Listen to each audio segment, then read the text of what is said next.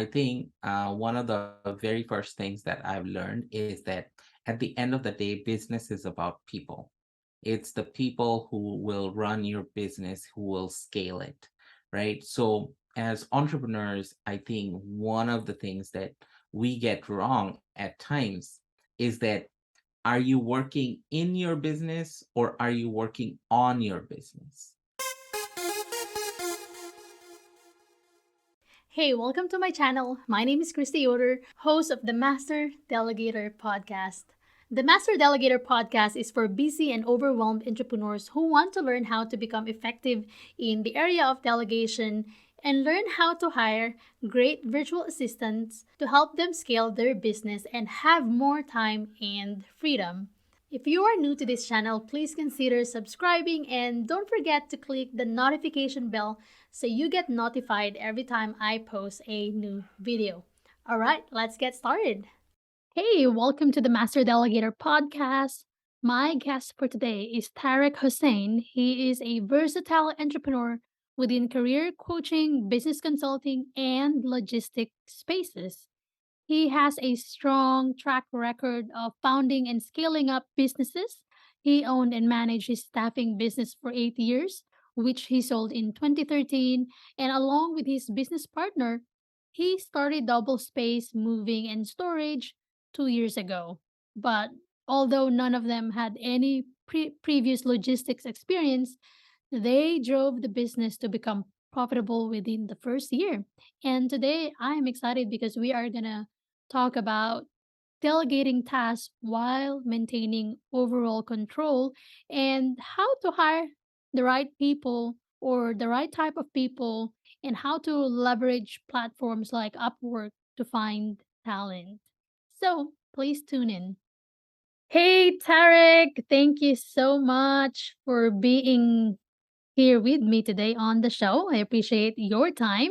I'm so curious to know about your business Double Space. I know you just started it 2 years ago, if I'm not mistaken, but you were already successful during the first year. So tell me about your secret. Like what was your secret during the first year of your business? How did you make it profitable? Because some, most businesses, when they start their business, it takes about 2 or 3 years before you have your return on your, capital. So, yeah, tell me about that. First of all, Christy, thank you so much for having me here. It's a pleasure for me to be here speaking to you and talking about our business, Double Space. So, my business partner and myself, we started this business back in 2020.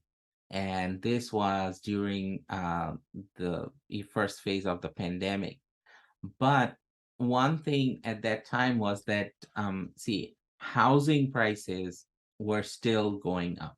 So for a moving and storage business, it's not like it was a downtime for any of us because the housing market was still very strong as opposed say today because of higher interest rates the sales have gone down, but at that time it was just going up and up. So the thing is that there were no worries on our side, and the reason why I think that we were successful in our first year was because we had a very clear strategy on our target market. And our target market were real estate agents. So essentially, what happens is that when you try to sell a home, you have to stage the home with furniture and such. So what's going to happen to the owner's stuff? So that's where we come in. We go in, we pick up the owner's items, we store it, and then we return it once the house is sold.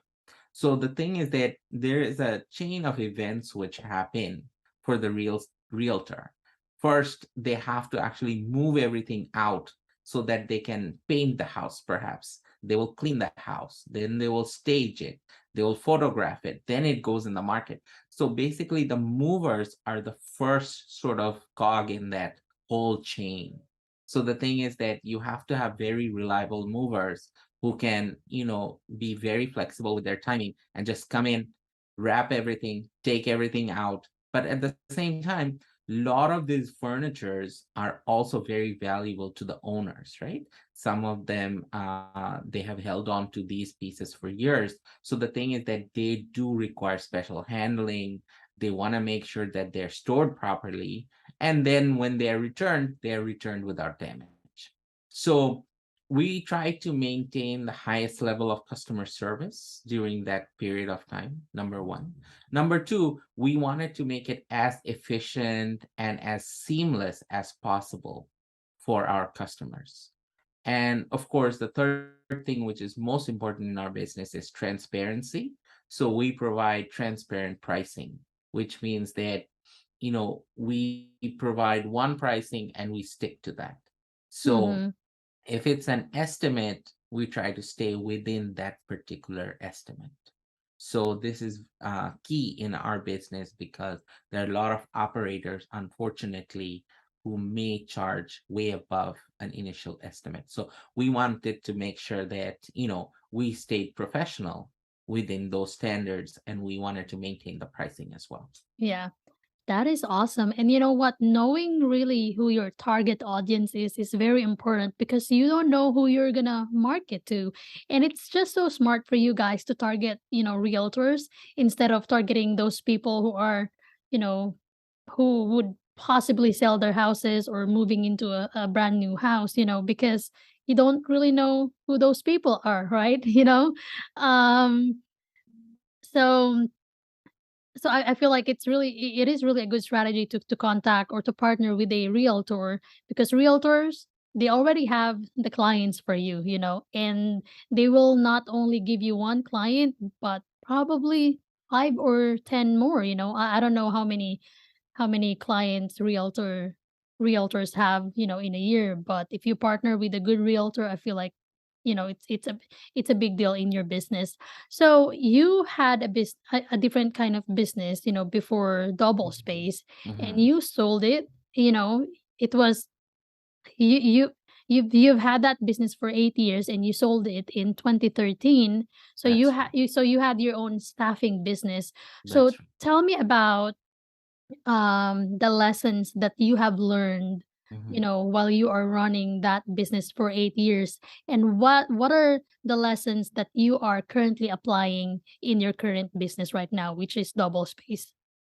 That's an excellent question, Christy. I think one of the very first things that I've learned is that at the end of the day, business is about people. It's the people who will run your business, who will scale it, right? So, as entrepreneurs, I think one of the things that we get wrong at times is that are you working in your business or are you working on your business? So, I think the distinction needs to be made very early on. And, in line with the theme of this podcast, delegation is so important.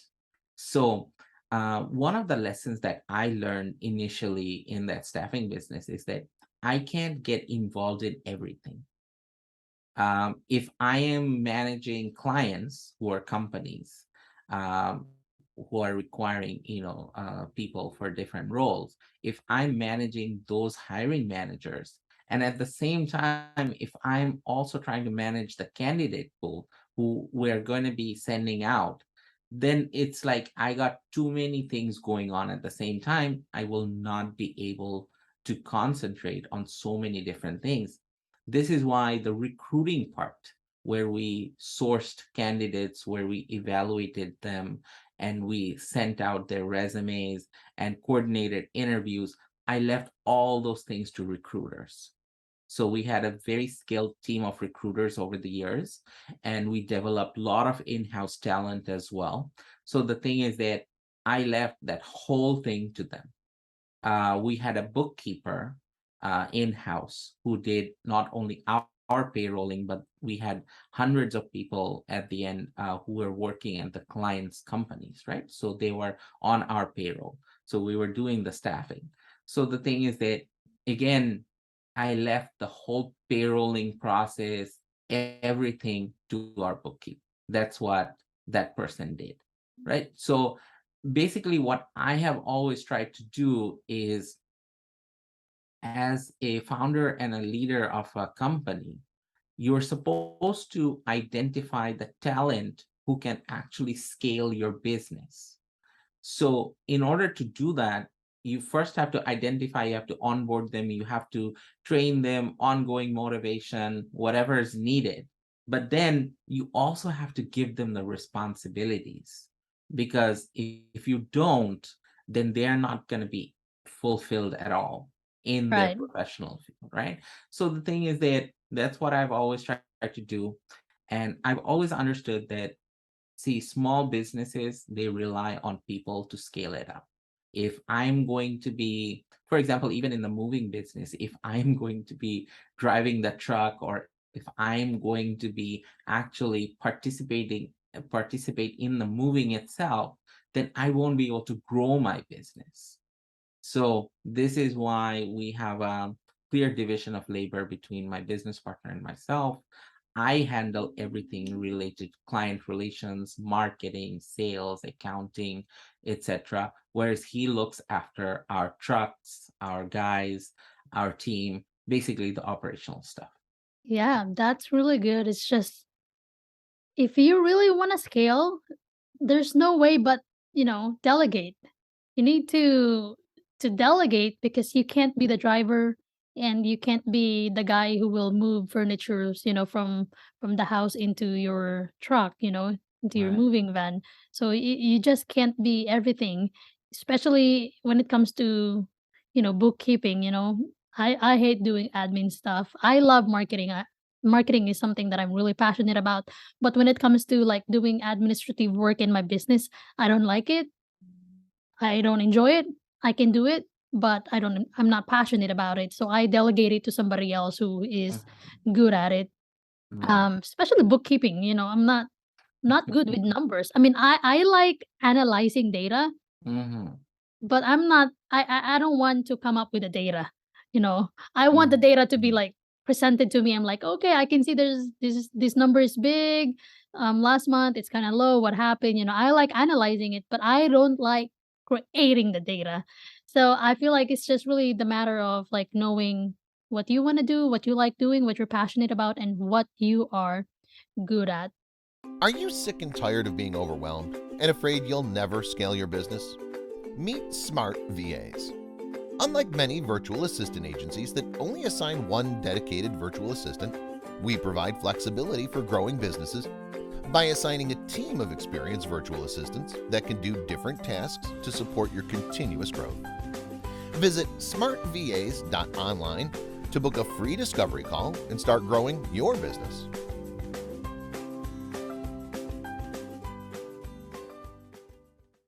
I'm pretty sure that you have really delegated a lot, in your previous business and with your current business as well. Especially, with your current business, there's just a lot of things that you need to delegate and you need to hire a lot of people in order to scale your business. And I guess my question is like how are you able to maintain overall control of your business while delegating, because I think that's one of the things that is holding back a lot of business owners when it comes to delegating their tasks because they don't Mhm. want to lose control. And you know what, even for me, when I started delegating to my team members, it felt very uncomfortable because I remember there were not just a day, I think there were a couple of days or maybe a week that I was like, I'm not doing anything.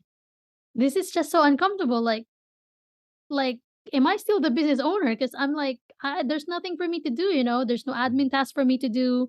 There's no sales call for me to do because I've delegated all of those things already. And sometimes it's easy for us to feel like we're not in control anymore just because we're not doing things. But in reality, you are still in control because you have delegated those things and now you have more control of your time and your schedule and be able to think of ways how to grow your business. So how did you do it in your business? How did you maintain overall control?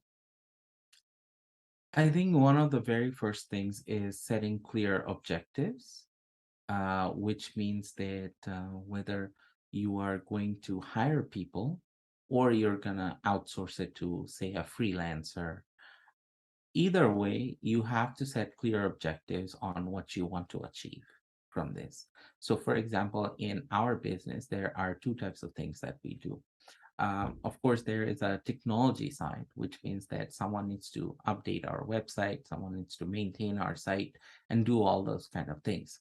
Even simple things like creating explainer videos, creating a logo, or doing any kind of graphics or any of those things.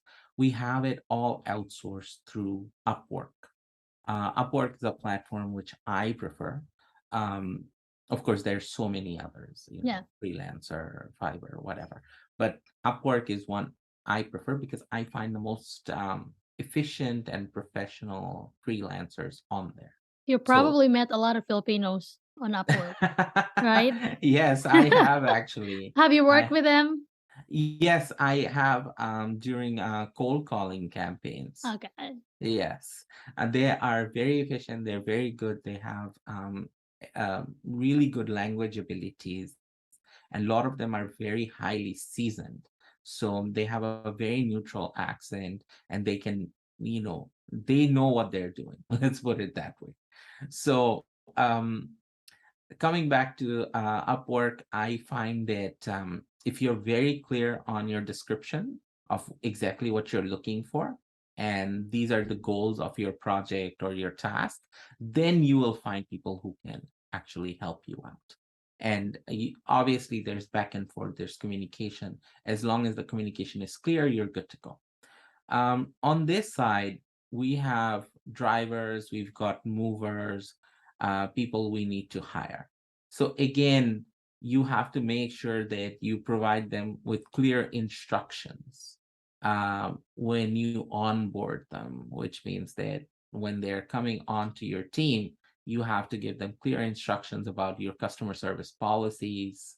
You have to, of course, see their technical abilities, which is, say a driving ability. A lot of people are licensed to drive a truck or are able to drive a truck, but not everybody's skilled enough to maneuver trucks in very densely populated areas like downtown Toronto, for example. Right. Yeah. So the thing is that you got to make sure that they know exactly what they're doing. They're confident about it. And for movers as well, they have to understand how to use all the equipment, which are dollies, straps, etc. So you have to make sure that they have the technical aptitude to become movers. It's not just having the strength to move stuff, it's about having that technical ability to use all the tools and resources available to them in order to complete a move. Mm-hmm. And the other thing which is very important is obviously your customer service ability. A lot of people can move a piece of furniture, but the fact that most people are very stressed on the day of the move. They're very anxious. So the thing is that our first responsibility is to go in and put them at ease, which means that, see, what happens in an ideal situation, everybody's packed, they have everything in boxes, they have everything labeled, and we're good to go. But that is an ideal situation, but not reality. In reality, a lot of people are just, putting the boxes together while we arrive on the Yeah. morning of the move. So nothing is ready to go, everything is a mess. And that is about 60 to 70% of the moves that we do. And unfortunately, what happens at that time is that they're very anxious. They want to get started. They want their stuff loaded into the truck. But our problem is that we want to make sure that we load all the boxes first because of, we need to balance the truck and Yeah. things like that. And boxes always go in first and come out last so that they're not in the way when we're unloading stuff, Mm-hmm. many other reasons, right? So at that point, the mover has to use their customer service abilities to put them at ease, to say that, we can start organizing the other things while you finish up all the boxes. Yeah. Let's finish up all the boxes. We'll organize everything. Don't worry about it. We got this. And just those few words of assurance can go such a long way. And I think that having these two abilities makes you a great mover. And this is why there's such a high turnover in this particular area and in Yeah. our industry. Because first of all, it's a very physically demanding job. This is extremely physically demanding. And the other thing is that this is why one of the reasons is that a lot of movers move out of the industry after a couple of years. And this is Wow. why a lot of companies have a difficult time finding professional movers. Wow. You know what? I totally can relate when you said about when you said or when you mentioned that, in reality, you want every box labeled and whatever you put on the box, if you put it if you wrote down kitchen stuff, all kitchen stuff should be Mhm. there. But in reality, that's not really the reality. That's the No. ideal, right? Yeah. We just moved last year December, like Hmm. a week before Christmas. And the Hmm. good thing about it is we were moving from a small two-bedroom apartment, and so we really didn't have much stuff. Hmm. Um, but now that we're moved to a bigger house and we are starting to like accumulate a lot of stuff, I told my husband I don't want to move again. It's just very stressful, and this is our first home, so I'm pretty sure when we move after this it's going to be emotional, not like Hmm. the previous one because it was an apartment, so it's not really ours, Hmm. but I love what you said about, you have to make sure that you have great customer service skills because in a way you're there for people to help them, you know have peace of mind that everything is going to be all right, that Hmm. you're going to help them put all the boxes in the truck regardless if it's organized properly or not, and help them, move with ease from their old house to their new house Yeah. because in a way you're kind of like part of their moving journey, if that makes sense. So they will remember you forever, if you have, you know, left an impression that, you really were able to help them out. And I think that is what, based just on what I'm hearing from you, that what sets you apart from bigger, company, like U-Haul, right? Because you put your personal touch, in what you do. You're not just like, okay, we're here, give me your boxes, we're gonna load it in the truck and we're done. It's not like that. You're like, you support them, you give them moral support and you help them out, in terms of not just moving, but the way how they deal with moving. you know yeah, so that's really great. So if you don't mind me asking, why did you name it double space? That's an excellent question. So we were kind of, wrestling with different names and thinking about what to name and things like that.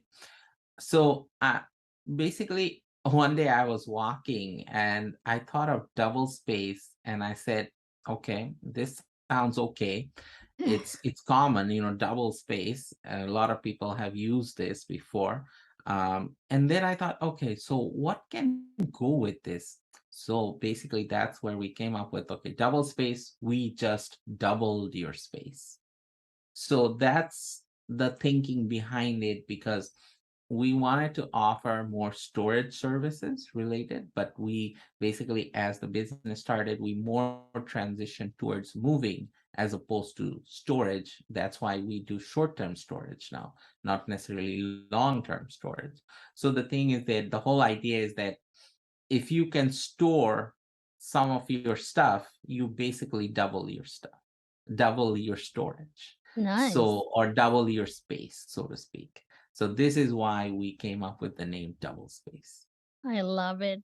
Well, this has been a great interview. Where can people find you online? Yes, thank you, Chrissy. They can find us on doublespace.ca.